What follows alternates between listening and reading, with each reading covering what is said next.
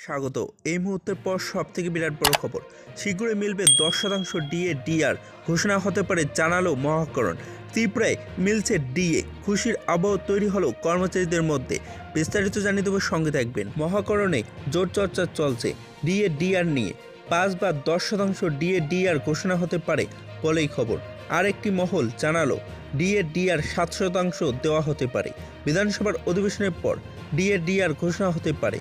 তাছাড়া DA DR নিয়ে আগের মতোই হঠাৎ ঘোষণা করার সম্ভব না কথাই জানালো মহাকরণের বিশ্বস্ত সূত্রটির দাবি 5, 7 এবং 10% মধ্যেই ডিএ ডিআর ঘোষণা নিয়ে আলোচনা চলছে। আগের মতো 12% ডিএ ডিআর না দিলেও বকেয়া 26%ই মাথায় আছে। তাছাড়া কেন্দ্রীয় সরকারের কর্মচারীদের সঙ্গে রাজ্য সরকারের কর্মচারীদের ব্যবধান ঘুচিয়ে আনার আলোচনাও চলছে। সরকার ঘনিষ্ঠ কর্মচারী সংগঠন নেতৃত্ব সরকারকে বারবার বোঝানোর চেষ্টা করছেন রাজ্য কর্মচারীদের ডিএ ডিআর মিটিয়ে দেওয়ার জন্য। তাছাড়া কর্মচারীদের একটা বিরাট অংশ সরকারের সিদ্ধান্ত নিয়ে ধোঁয়াশায় রয়েছে।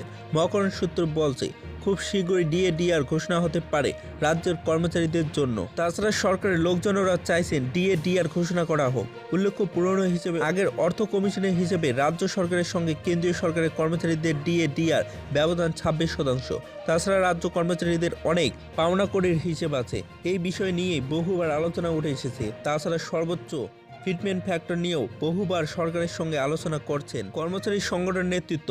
কেন্দ্রীয় সরকারের কর্মচারীদের সর্বোচ্চ 2.72 দেওয়া হয়েছে এবং রাজ্য সরকারের কর্মচারীদের দেওয়া হয়েছে সর্বোচ্চ 2.57। অভিযোগ তাও সবাইকে নয়। তাছাড়া রাজ্য সরকারের কর্মচারীদের হুবহু কেন্দ্রীয় সরকারের কর্মচারীদের ন্যায় সপ্তম বেতন কমিশনের সব সুযোগ সুবিধা পাওয়ার কথা সরকার ঘনিষ্ঠ কর্মচারী সংগঠনের নেতৃত্ব বলছে না। যদি ভিডিওটি ভালো লাগে তাহলে একটি লাইক দিবেন, চ্যানেলে নতুন হলে সাবস্ক্রাইব করে পাশে থাকা বেল আইকনটি প্রেস করে রাখবেন। এইরকম লেটেস্ট এনিব্রি আপডেটগুলি সর্বপ্রথম পাওয়ার জন্য। Report as top Bangla.